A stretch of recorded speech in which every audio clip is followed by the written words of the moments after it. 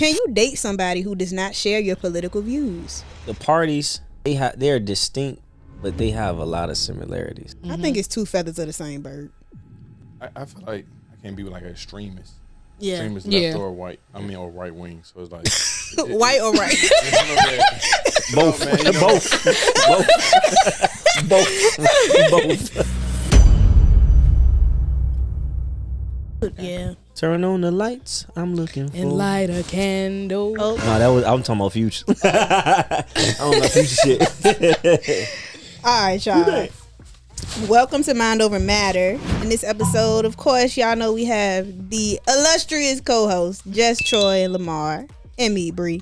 A real raw conversation. We go dive into a few different things. The people have hit me up and asked me to talk about a few different things. One was politics and relationships. Two was the tension between grind season and showing up at home. And three, how gentle parenting is shifting the culture. Mind over matter. I think let's start with politics and relationships. Can you date somebody who does not share your political views? This might be a we listen and we don't judge question because I feel like I could.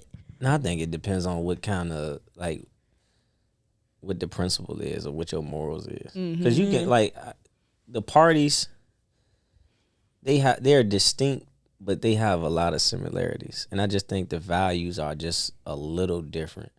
I think it's two feathers of the same bird. Well, yeah, I like that quote. Because I don't think not really now when it comes to abortions and talking about women rights, I think that's something different. Yeah. But if it's like tax breaks, corporate entity, war, something like that, I feel like that's not really like a deal breaker.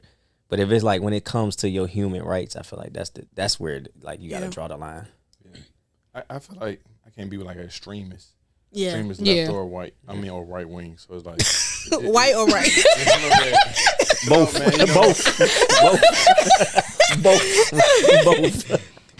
I can't be with extremists though, because it just too brainwashed by the media for real. Yeah. It's like them conversations it frustrates me. It's like you just going off what you hear just off the news or programming. You don't even know facts up. You just going off word of mouth without doing your own due diligence to do the research behind it. Like them the people I can't really do relationships with. Yeah. Like at least do your own research and then we can have a educated conversation about whatever's going on. But I don't think the educated conversation can happen because it's like politics is so layered, I guess you could say. Yeah. Because it's like you picking the lesser two evils. That's how I feel about it. Yeah. Because it's like morally, you might not agree with the candidate you vote for, but it's better than voting for the other candidate that don't align in any aspect. Yeah. So it's like with me on the business side, I respect Trump, but on the moral, ethical side, I would rather have Kamala. Yeah, right. And I live in both worlds, so I understand the difference. But then it's like Kamala has cons just as well as Trump. Now, do they outweigh each other? I don't really know because, like I said, politics is so secretive and layered.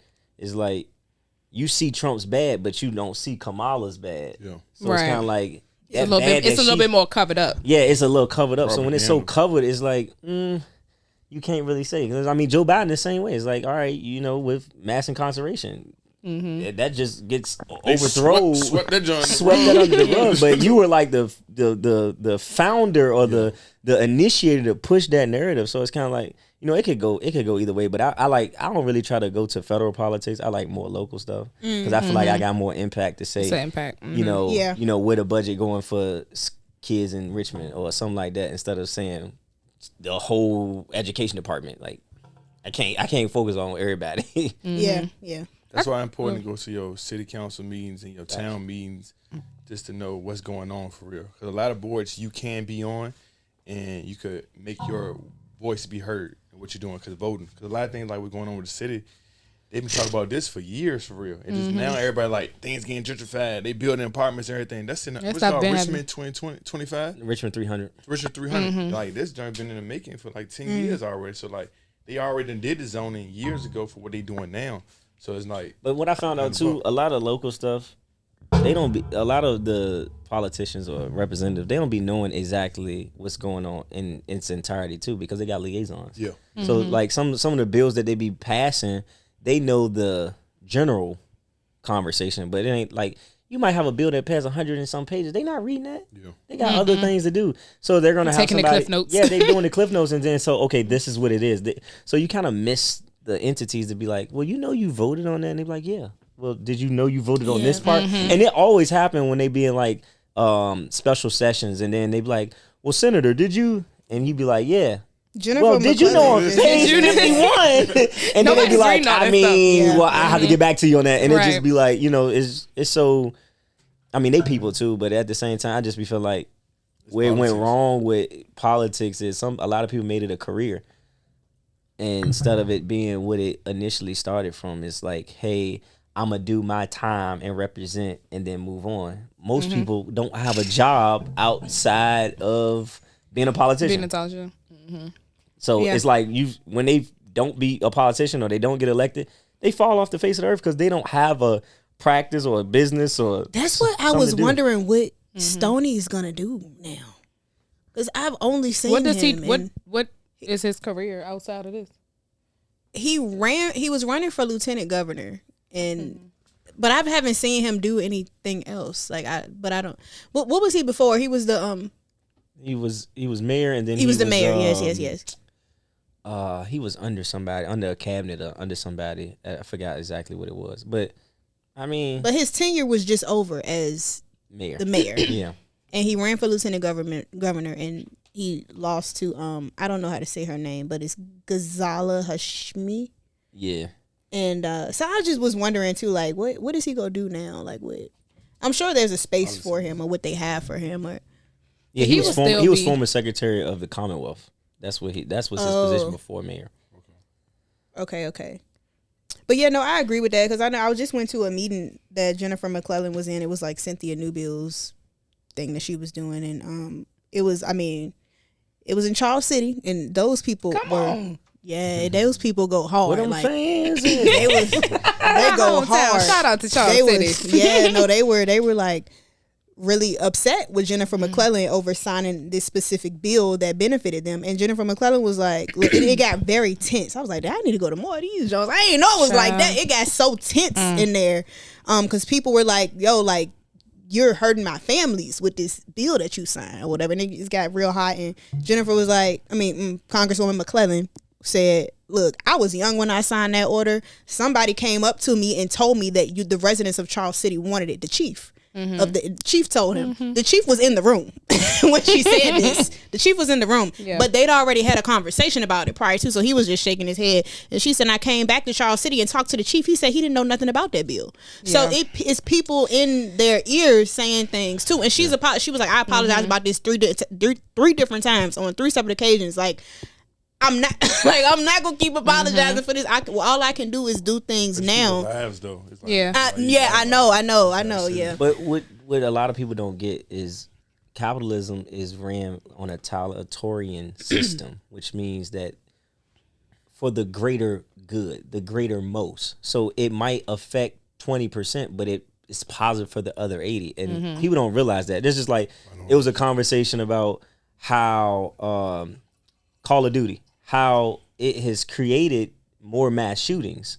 With the game. We're talking about the game. The game. But it's generated $5, $10, $15 billion consecutively a year. And it provides jobs, and it, now people are streaming and they're making money. So it's like, do you take away from the 20 mass shootings that happen a year, or you stop generating multi-billion dollars a year? Because I'm like, people are making 10, 20, $1 million a year streaming off of just, certain platforms. So it's kind of like, if you look at that, you can look at it in every aspect. There is a con, or somebody's dying from some industry, but the rest of everybody are benefiting. That's just purely like we're right now. It's I think it's Facebook or Meta.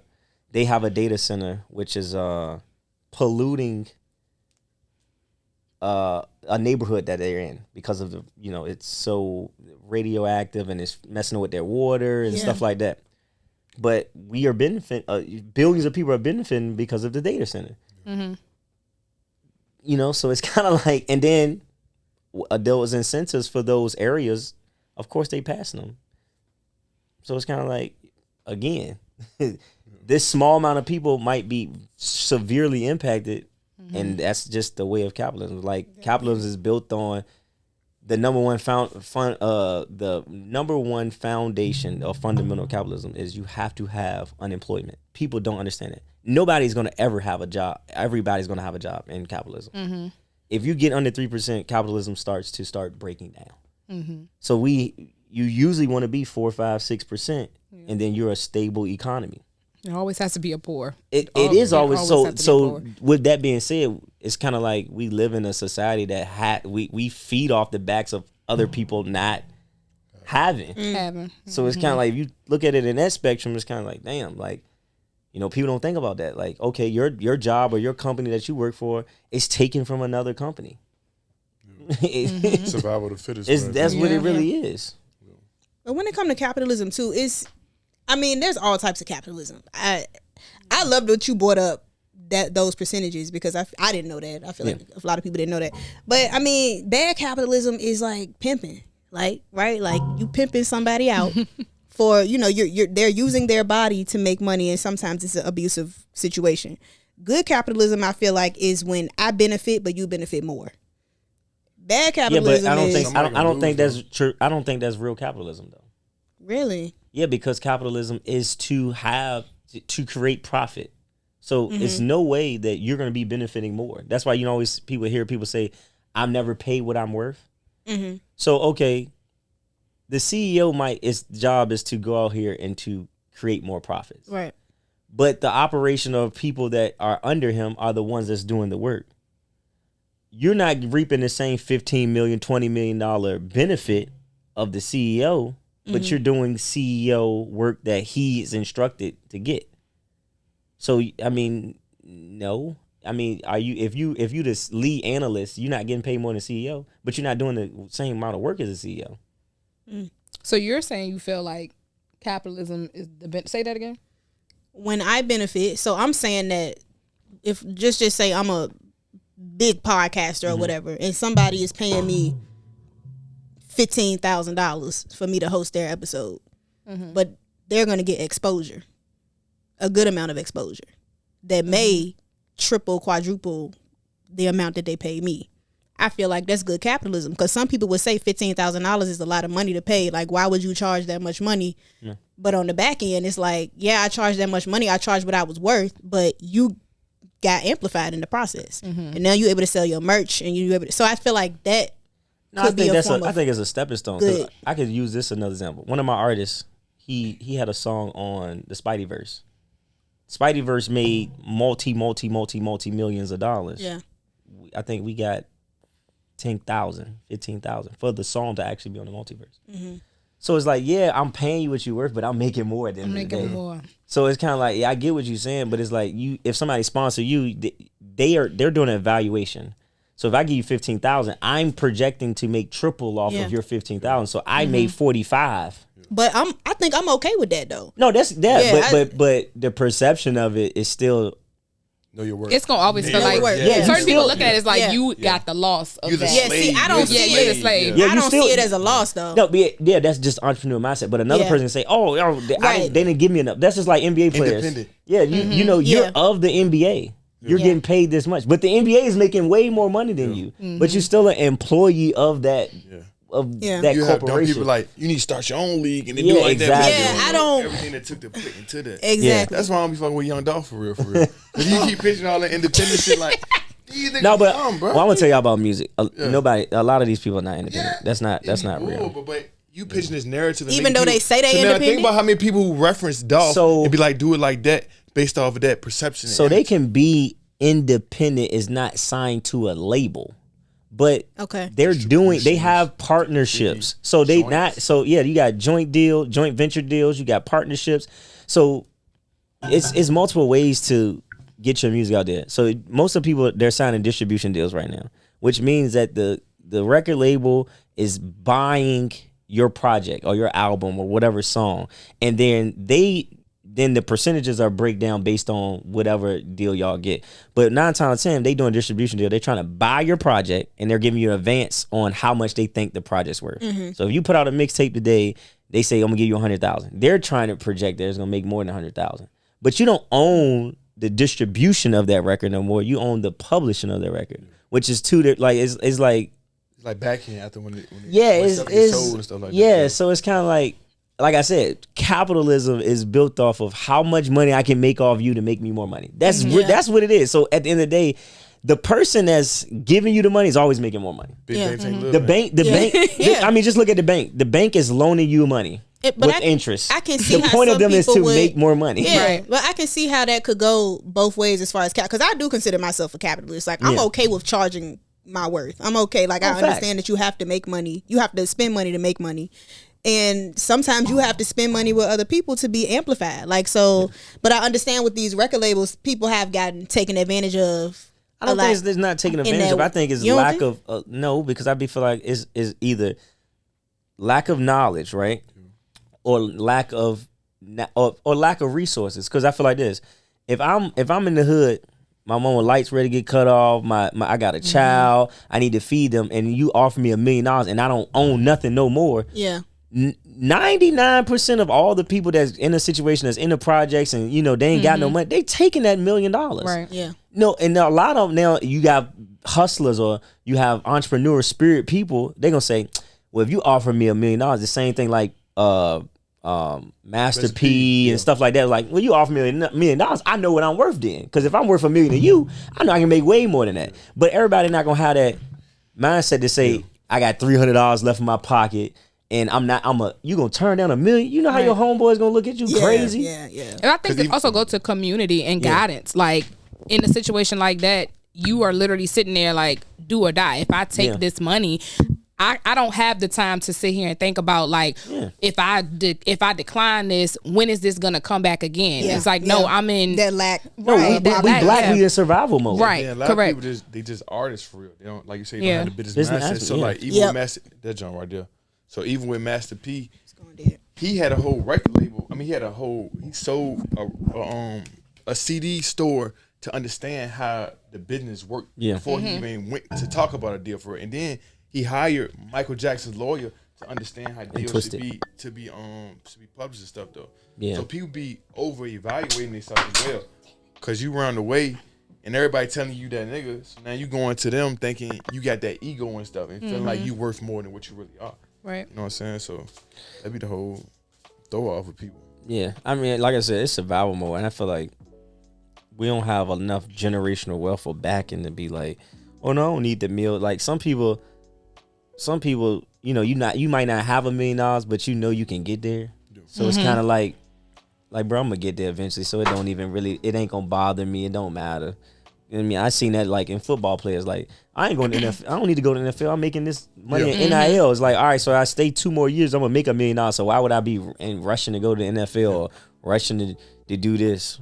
And like, I see it you can see it in every aspect. People kids going to college, and they like, why would I graduate?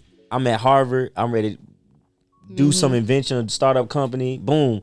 I don't even need to graduate no more because I'm gonna get $15 million. Somebody gonna give it to me because the alumni is just they biting off of, like I said, capitalism. They biting off. Hey, somebody gonna come with a good idea. I'm gonna make some money. Boom, and there you go.